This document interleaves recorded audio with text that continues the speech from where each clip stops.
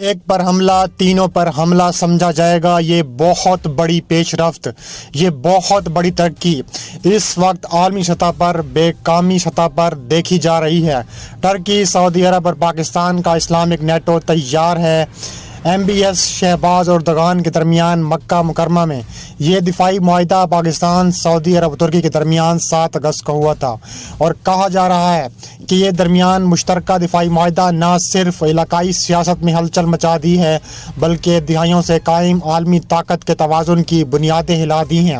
اس تحریک کی سب سے سنسنی خیز اور طاقتور حکمت عملی یعنی ایک ملک پر حملہ تینوں ملک پر حملہ سمجھا جائے گا، یہ محض ایک سفارش نہیں بلکہ اسلامک دنیا میں اپنے ارادوں کے قانونی تحفظ کے لیے ایک پہلا اجتماع اور اس کی چھتری ہے۔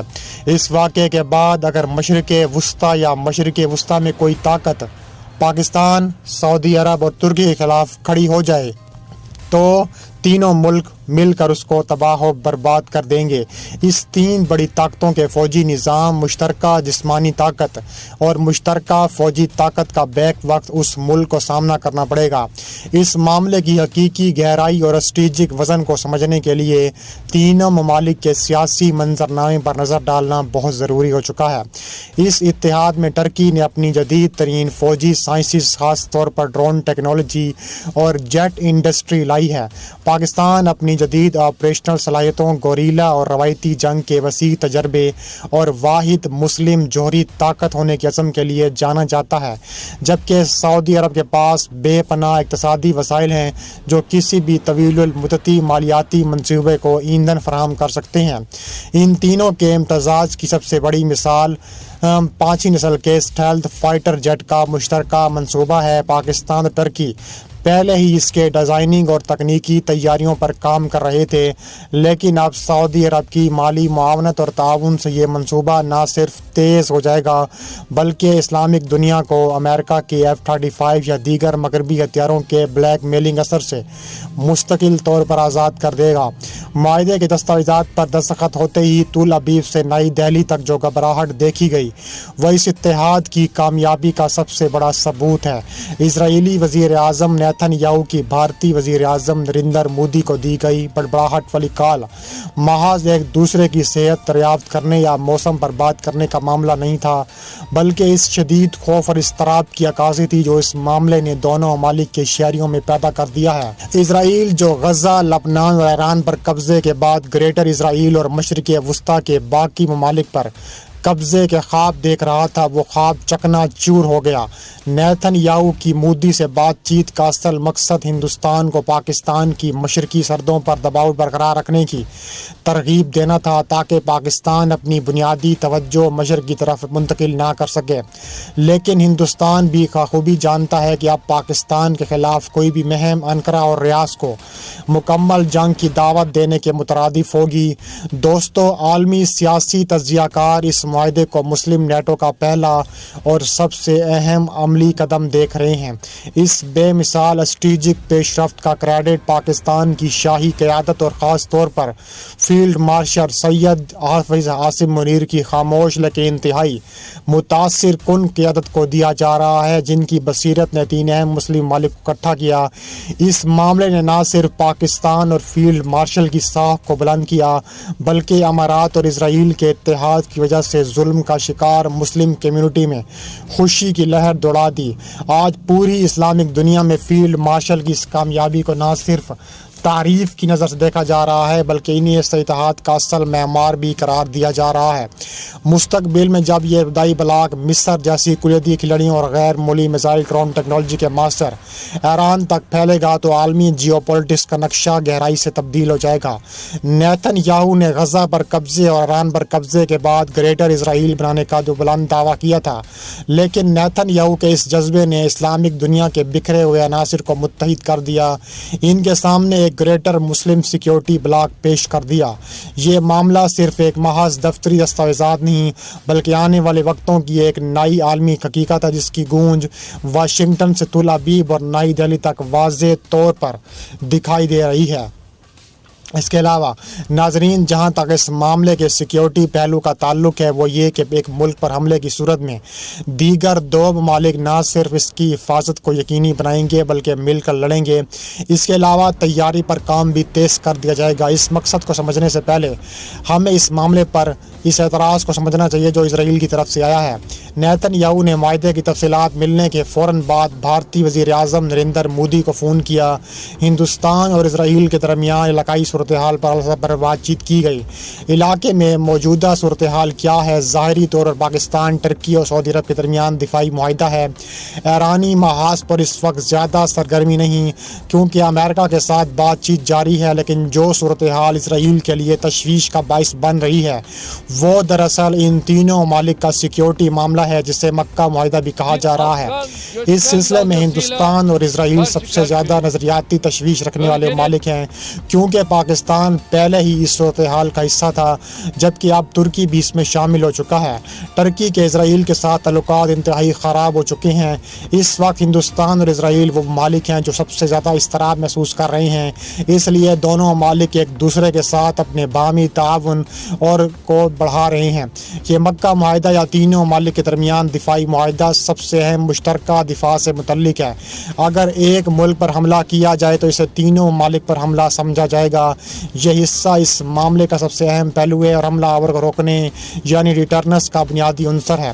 مثال کے طور پر نریندر مودی اب پاکستان کے خلاف جنگ کا اعلان کرنے سے پہلے 100 مرتبہ سوچے گا، کیونکہ اس صورتحال میں اسے ریاض اور ترکی سے بھی لڑنا پڑے گا، یا اگر اسرائیل، ترکی یا سعودی عرب پر حملے کی منصوبہ بندی کرے تو اسے مسئلے کا سامنا کرنا پڑے گا۔ پاکستان جیسا اہم صلاحیت والا ملک بھی اس معاملے میں شامل ہے۔ اگرچہ یہ کہا جا رہا ہے کہ جوہری چھتری اس معاہدے کا حصہ نہیں، لیکن ظاہر ہے کہ جب ہم ان دو ملک کی حفاظت کر رہے ہوں گے تو وہ جوہری چھتری کا بھی محافظ بن جائے گا۔ لیکن اگر کسی ایک ملک کی سلامتی اور کو خطرہ لاحق ہوا تو ہم کسی بھی حد تک جا سکتے ہیں۔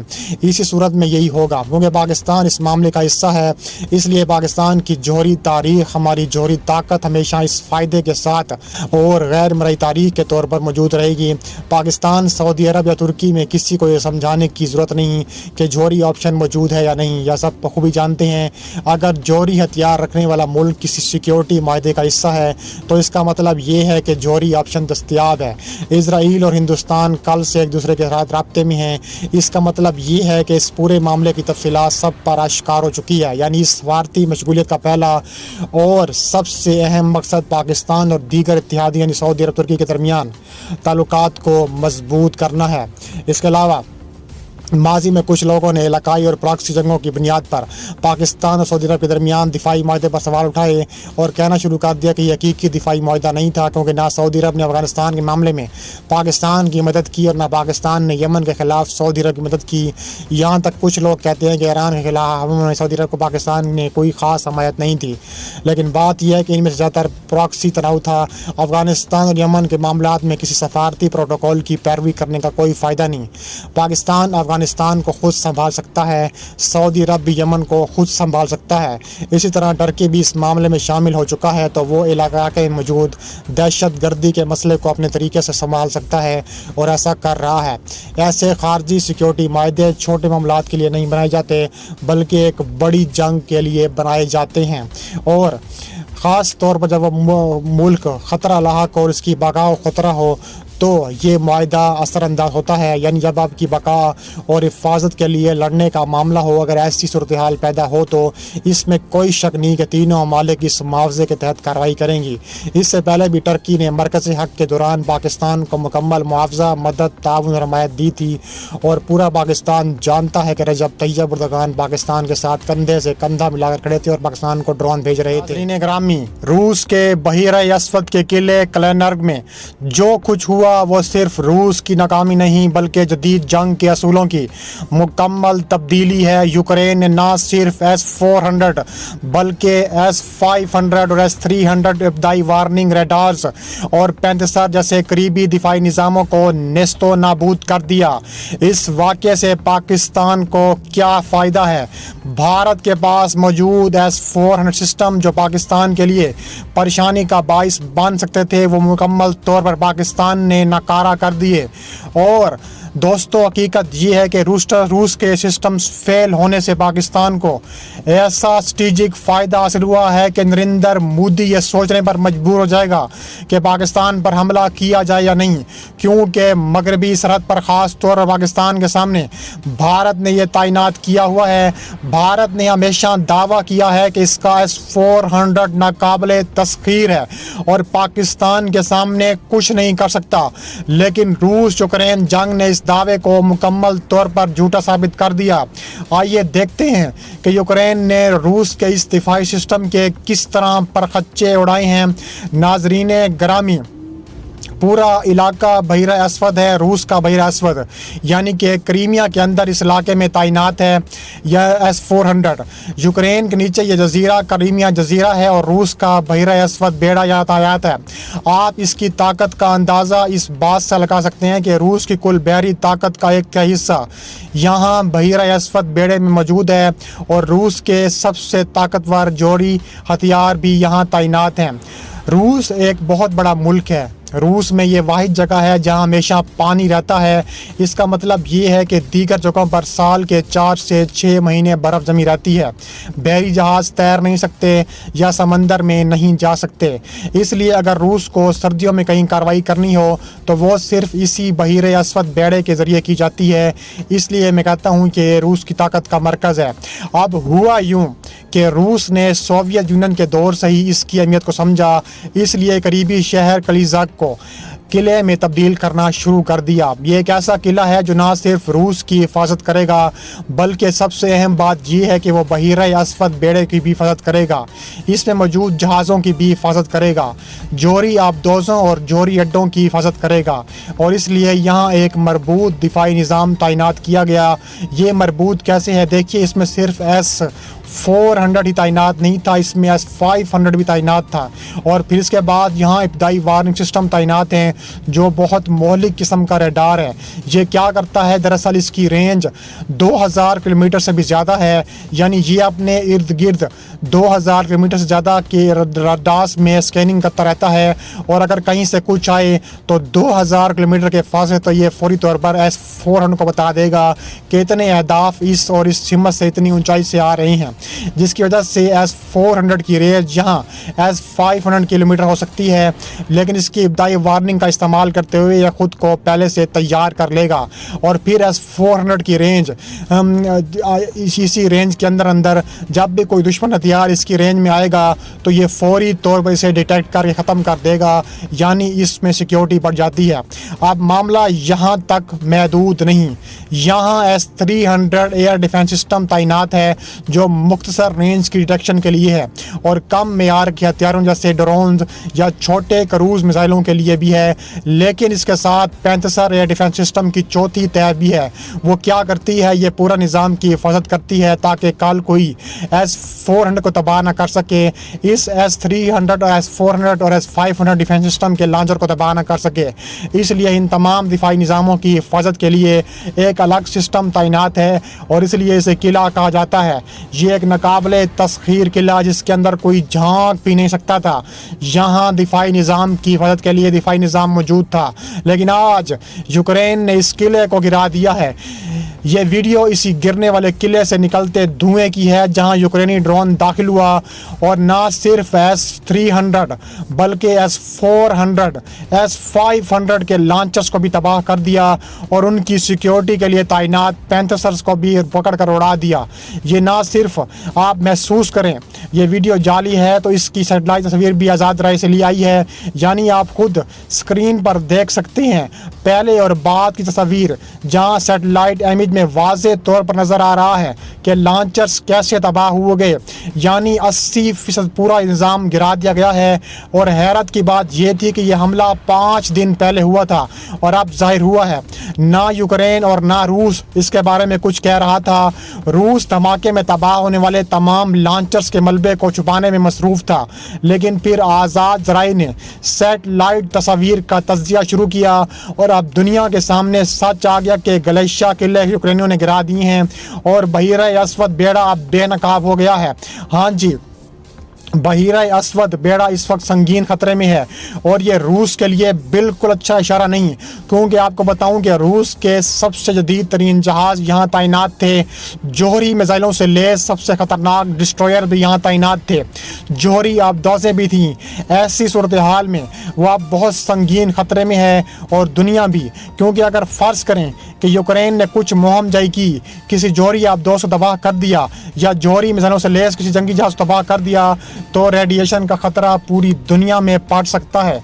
तो अब बात करने वाले हैं कि ये पाकिस्तान के लिए कितनी बड़ी स्ट्रेटेजिक फ़ायदे हैं। भारत के पास S-400 मौजूद होने की वजह से बहुत से लोग परेशान हैं कि ये पाकिस्तान के लिए बड़ा ख़तरा है, लेकिन हकीकत इसके बिल्कुल उलट है। रूस में S-400 की बार बार नाकामी ने यह वाज़े कर दिया है कि यह सिस्टम ना तो नाकाबिल शिकस्त है, ना ही किसी मुल्क की मुकम्मल हिफाजत कर सकता है। यूक्रेन ने 16 से ज़ायद S-400 डजन पर कामयाब हमले किए हैं। अगर रूस की सुपर पावर का निज़ाम ख़त्म हो जाता है तो कहा जा रहा है कि भारत का S-400 भी इसी खतरे से दो चार हो जाएगा। नाज़रीन गिरामी, इससे पाकिस्तान को 3 बड़े फ़ायदे हासिल हुए हैं। पहला फ़ायदा यह है कि पाकिस्तान अब इन कमज़ोरियों को बेहतर तौर पर समझ सकता है जिनकी वजह से रूस का निज़ाम फेल हुआ। कम ऊंचाई पर उड़ने वाले ड्रोन्स, रडार को उलझाने वाले इलेक्ट्रॉनिक जैमर्स और बैक वक्त कई तरफ से हमला करने की सलाहियत, पाकिस्तान इन तमाम अनासर पर काम कर रहा है और रूस की नाकामी ने इनकी अहमियत को मज़ीद बढ़ा दिया है। दूसरा फ़ायदा यह है कि भारत के S-400 की साख को आलमी सतह पर नुकसान पहुँचा है। अब दुनिया जानती है कि यह सिस्टम इतना मौसर नहीं जितना बताया जाता था। इससे भारत की दिफाई हिकमत अमली में शकूक व शबहात पैदा हो चुके हैं और पाकिस्तान के लिए नफसियाती बर्तरी हासिल हो चुकी है। तीसरा और सबसे अहम फ़ायदा यह है कि पाकिस्तान अब अपने दिफाई मंसूबों को मज़ीद मजबूत कर सकता है। जब दुश्मन का सबसे ताकतवर हथियार खुद अपनी सरजमीन पर फेल हो रहा हो तो पाकिस्तान को इस सबक लेकर अपने ड्रोन्स, क्रूज़ मिसाइल और इलेक्ट्रॉनिक वारफेयर सलाहियतों को मज़ीद बेहतर बनाने का मौका मिलता है। दोस्तों, भारत के पास S-400 मौजूद होना परेशान कुन ज़रूर था पाकिस्तान के लिए, लेकिन अब ये पाकिस्तान के लिए इतनी बड़ी परेशानी या इतना बड़ा ख़तरा नहीं रही जितना पहले समझा जाता था। रूस यूक्रेन जंग ने साबित कर दिया कि जदीद जंग में महंगे सिस्टम से ज़्यादा अहम बात यह है कि आप दुश्मन के निज़ाम को कैसे उलझा सकते हैं, इसे कैसे सेंचुरिएट कर सकते हैं और उसे कैसे नाकारा बना सकते हैं। पाकिस्तान ने पिछले कुछ सालों में drone technology, cruise missile, electronic warfare में गैर मामूली पेशरफ्त की है। रात 250 शेपर्ड 3 और दीगर प्लेटफार्म इसी सिमत में हैं। अब रूस की नाकामी ने इन तमाम कोशिशों की अहमियत को मज़ीद वाज़े कर दिया है। इसके अलावा नाजरीन, एक बात वाज़े है कि अगर भारत कभी पाकिस्तान के खिलाफ S-400 का इस्तेमाल करने की कोशिश करे तो उसे रूस जैसी सूरत हाल का सामना करना पड़ सकता है। पाकिस्तान के पास वो तमाम सबक मौजूद हैं जो यूक्रेन ने रूस से सीखे। सस्ते और मौसर ज़राए से महंगे सिस्टम्स को नकारा बनाना इनकी जंग का असल ग्रामी टर्की बन रहा है भारत का नया दर्दे सर। मक्का डिफेंस मुआहदे के बाद बांग्लादेश मैदान में भारत को तुर्की ने बांग्लादेश के ज़रिए दबोच लिया। वीडियो की तफसीलात में आगे जाने से पहले वीडियो को शुरू से लेकर एंड तक पूरा देखें। नाज़रीन गिरामी, आज की वीडियो में वो बहुत बड़ी खबर आपको मैं बताने लगा हूं जो भारत को शदीद परेशान कर रही है। मक्का डिफेंस मुआहदा हुआ, सऊदी अरब, पाकिस्तान और टर्की के एक साथ आ गए। अब तुर्किश मीडिया ने एक नया कार्ड खेल दिया है। तुर्की के बासर अखबार यानी सफाक ने लिखा है कि बांग्लादेश इस मुआहदे में शामिल होने जा रहा है। भारत के लिए खबर मामूली नहीं, क्योंकि भारत के पड़ोस में बांग्लादेश वाक़े है और हसीना वाजिद की गवर्नमेंट ख़त्म होने के बाद अब पूरी तरह बांग्लादेश भारत के असर और रसूख से आज़ाद हो चुका है।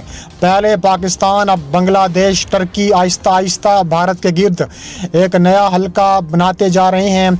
आइए तफसील से समझते हैं कि मक्का मुआहदा क्या था।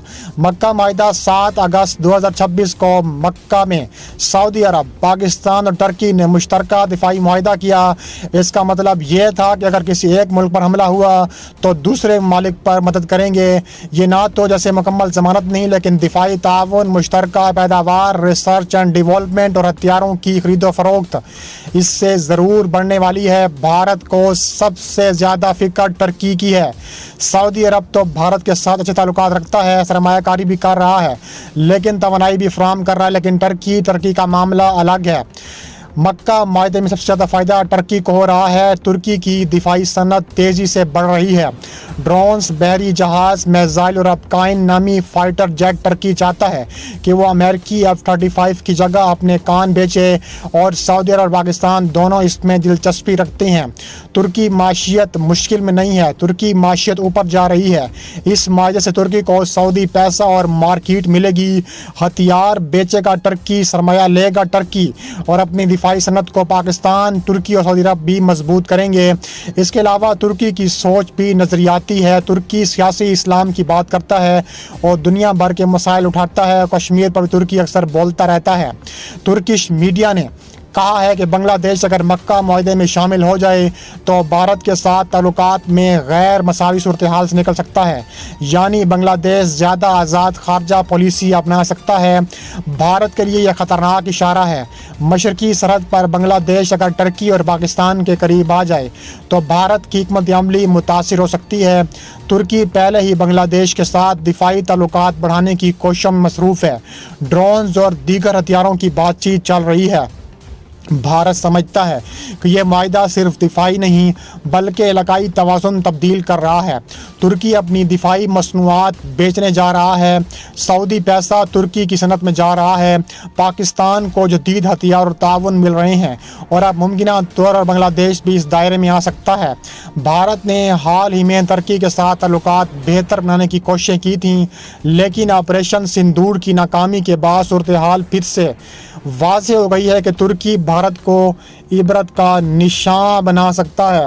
ترکی اکیلا ایسا ملک ہے جو بھارت کو دبوچ سکتا ہے اور بھارت کو دبوچ بھی لیا ہے۔ ترکش میڈیا خود کہہ رہا ہے کہ ترکی کشمیر پر توجہ دینا بند نہیں کرے گا۔ آخر میں مکہ ڈیفنس معاہدہ پاکستان، ترکی اور سعودی عرب کے لیے ایک نیا موقع ہے۔ بھارت اسے اپنے لیے سرد در سمجھ رہا ہے، خاص طور پر جب ترکی میڈیا بنگلہ دیش کا نام لے رہا ہو۔ اب سوال یہ ہے کہ کیا بنگلہ دیش واقعی اس معاہدے میں شامل ہوگا؟ کیا بھارت اس نئے محاذ کا مقابلہ کرے گا؟ بنگلہ دیش کی بات کی جائے تو بنگلہ دیش کی خارجہ پالیسی حالیہ برسوں میں نمایاں تبدیلی سے گزری ہے۔ 2024 میں شیخ حسینہ واجد کی حکومت کے خاتمے کے بعد عبوری حکومت محمد یونس اور پھر 2026 میں BNP کی حکومت کے تحت پالیسی میں واضح تبدیلی آئی ہے۔ بنگلہ دیش روایتی طور پر غیر جانبداری، متوازن تعلقات اور قومی مفاد کی بنیاد پر خارجہ پالیسی چلاتا رہا ہے۔ موجودہ حکومت اسے بنگلہ دیش فرسٹ پالیسی کہتی ہے، یعنی کسی ایک ملک پر زیادہ انحصار نہیں کرنا بلکہ کئی ممالک کے ساتھ تعلقات رکھنا۔ شیخ حسینہ کے دور میں بھارت اور بنگلہ دیش کے تعلقات بہت قریبی تھے۔ 2024 کے تعلقات میں کشیدگی آئی، عبوری حکومت نے فاصلہ رکھا۔ 2026 میں BNP کی حکومت کے بعد دونوں طرف سے تعلقات بہتر بنانے کی کوشش ہو رہی ہے، لیکن مکمل اعتماد بحال نہیں ہوا۔ اہم مسائل: تیستا دریا کا پانی اور سرحدی معاملات اور پناہ گزینوں کا مسئلہ۔ چین بنگلہ دیش کا بھی سب سے بڑا تجارتی اور سرمایہ کاری کرنے والا پارٹنر بن چکا ہے، جو بھارت کا بڑا دشمن ہے۔ شیخ حسینہ کے دور میں اگر پاکستان کے ساتھ تعلقات کی بات کی جائے تو وہ بہت کمزور تھے۔ 2024 کے بعد تعلقات دوبارہ کھلے ہیں، سفارتی رابطے بڑھے ہیں، تجارتی بات چیت شروع ہوئی ہے، دفاعی اور سیاست پر رابطے بڑھ رہے ہیں، اور حالیہ برسوں میں دفاعی تعاون ترکی کے اور پاکستان کے ساتھ بڑھتا جا رہا ہے۔ ترکی سے ہتھیار، ٹیکنالوجی اور دفاعی صنعت کے تعاون پر بات چیت جاری ہے۔ کچھ تجزیہ کاروں کے مطابق ترکی، پاکستان، بنگلہ دیش کے درمیان قریبی تعلقات بن رہے ہیں، اور کہا جا رہا ہے کہ مکہ ڈیفنس ایگریمنٹ کے بعد بنگلہ دیش بھی اپنی خواہش کا اظہار کر چکا ہے کہ وہ اس معاہدے میں شامل ہو۔ امریکہ بنگلہ دیش کی برآمدات کا ایک اہم بازار ہے، تجارتی اور اقتصادی تعلقات کو بھی ترتیب دی جا رہی ہے۔ بنگلہ دیش اب زیادہ آزاد اور متوازن خارجہ پالیسی اپنانے کی کوشش کر رہا ہے۔ وہ بھارت کے ساتھ تعلقات ختم نہیں کرنا چاہتا، لیکن چین، ترکی اور پاکستان کے ساتھ تعلقات بڑھا کر اپنے اختیارات بڑھانا چاہتا ہے۔ اسے بنگلہ دیش فرسٹ پالیسی کا نام دیا جاتا ہے۔ اگر بنگلہ دیش اور ترکی کے دفاعی معاہدوں کی بات کی جائے تو بنگلہ دیش اور ترکی کے درمیان دفاعی تعاون حالیہ برسوں میں تیزی سے بڑھا ہے، خاص طور پر 2024 کے بعد یہ تعلقات مزید مضبوط ہوئے ہیں۔ بااختیار TB2 ڈرونز بنگلہ دیش نے ترکی سے خریدے ہیں۔ کم از کم 12 ڈرون حاصل کیے جا چکے ہیں، جن میں سے کئی آپریشنل ہیں۔ اب دونوں مالک مل کر بنگلہ دیش میں ڈرون مینوفیکچرنگ یونٹ بنانے پر بات کر رہے ہیں۔ راکٹ اور artillery system TRG-300 captain multiple launch rocket system Bangladesh ने टर्की से खरीदा है। TRG-230 रॉकेट्स भी हासिल किए गए हैं। विट्ज़र्स में MKE बोरान तुर्की से लिए गए हैं। अटैक हेलीकॉप्टर्स की बात की जाए तो T-129 अटैक 6 हेलीकॉप्टर्स का आर्डर बांग्लादेश ने तुर्की का दिया है और ये सौदा तकरीबन $600 मिलियन का बताया जाता है। डिलीवरी 2027 के करीब मुतवक्के है। फ़ज़ाई दिफाई निज़ाम की बात की जाए तो air defence, long range sweeper और medium range Hisar O+ system पर बातचीत जारी है। ये सिस्टम बांग्लादेश की दिफाई सलाहियत को नुमायां तौर पर बेहतर बना रही हैं। इसके अलावा बुख्तर बंद गाड़ियाँ पहले से मौजूद हैं जिनका नाम ओटकर कोबरा है। लाइट टैंक्स पर भी बातचीत हो रही है। 2026 में दोनों ममालिक ने दिफा और खारजा अमूर मुश्तरका वज़ारत कमेटियाँ बनाने का फैसला किया। सालाना 2+2 मुशावरत शुरू करने पर इत्तफाक हुआ। जुलाई 2026 में बांग्लादेश के आर्मी चीफ जनरल वाकर ज़मान तुर्की गए और वहाँ के दरमियान दिफाई कंपनियों बेकार, TAI, MKE, ISIS रोकिस्तान वगैरह का दौरा किया और बांग्लादेश सिर्फ हथियार खरीदने की बजाय अब तुर्की के साथ मिलकर मकामी पैदावार करने की भी कोशिश कर रहा है। मक्का डिफेंस एग्रीमेंट के बाद बांग्लादेश भी जल्द इस मुआहदे में शामिल होकर भारत को और मोदी सरकार को एक ऐसा सरप्राइज़ देने वाला है कि मोदी सरकार की रूह तक कांप उठेगी।